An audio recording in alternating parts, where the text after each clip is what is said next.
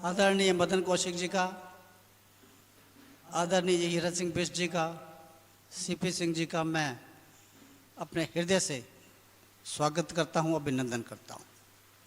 जैसा कि महाराज श्री ने अभी कहा आपसे कि आनंद केवल भागवत में, कथा में ही होता है और समय बहुत परिवर्तनशील होता है। भगवान राम को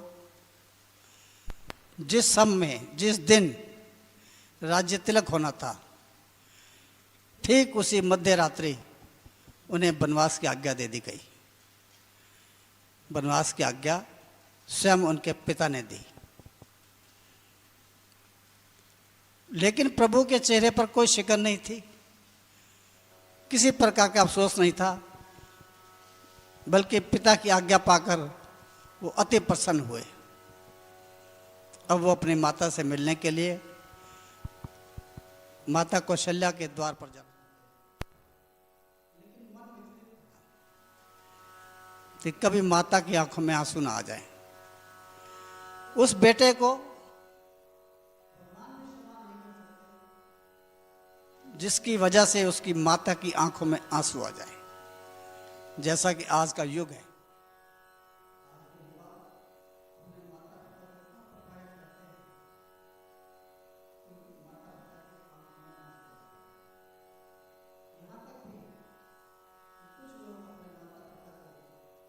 आश्रम में भी छोड़ाते हैं, लेकिन भगवान के साथ ऐसा नहीं हुआ। जब भगवान राम माता कौशल्या से मिलने के लिए गए,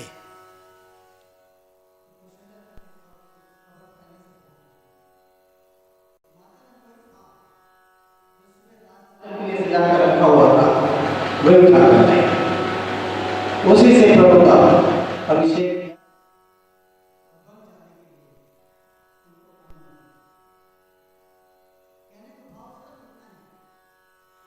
कि किसी भी कारण से, किसी भी कारणवश, किसी भी हालात में बेटे की वजह से माता पिता की आंखों में आंसू नहीं आने चाहिए। माता पिता की आंखों में आंसू आते हैं तो समझना प्रभु की आंखों में भी आंसू आ गए, क्योंकि माता और पिता अपने बच्चों को, उनका लालन पालन बहुत स्नेहपूर्वक, बहुत हृदय से करती है।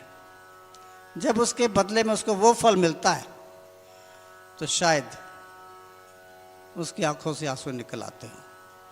हमें ऐसा कभी भी कोई भी कार्य नहीं करना चाहिए कि हमारी माता की आंखों में हमारी वजह से आंसू निकल आए।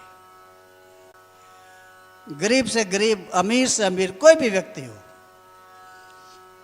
मंत्री तो पूरे भारत में ही है, लेकिन जितने मंत्री हरिद्वार में हैं शायद ही पूरे भारत में हो, शायद ही उनका हृदय इतना विटार हो। ये विराट हृदय वाले मंत्री जीत जाएं, हार जाएं, इन्हें कोई फर्क नहीं पड़ता, क्योंकि ये प्रजा की सेवा उसी प्रकार से करते हैं जैसे जीतने के बाद।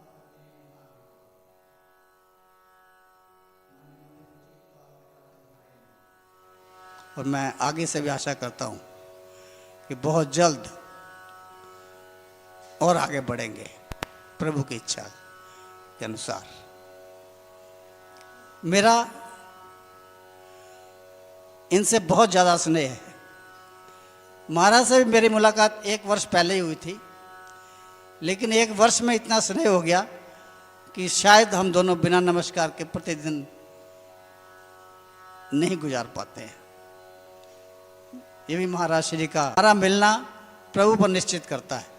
कौन किससे, किस वक्त, किस समय, किस हालात में मिलेगा, ये सब ईश्वर ने तय किया होता है। आज केवल इतना ही, शेष कल।